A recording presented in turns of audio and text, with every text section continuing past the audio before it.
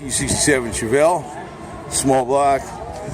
And, you know, Chevelle back in the mid-60s, they were changing up the body style every year. 66, 65 was different from 66, 66 is different from 67, 68 was different from 67, 68, 69 are pretty close to the same with minor changes, and 70 was altogether different again.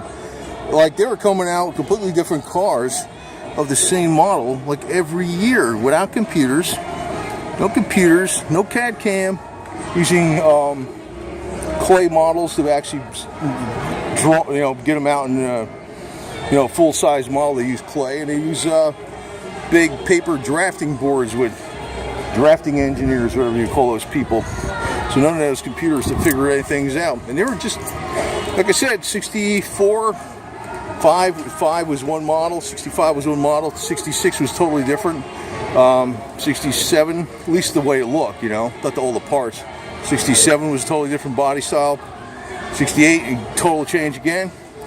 And then 70 and 71. So, I mean, it's amazing what people can do when they want to. You know what it is? I think the corporate heads are the ones really screwing them up. They're such tightwads. Yeah, it is. Right? The more money they make, the more money they want to squeeze out of everybody.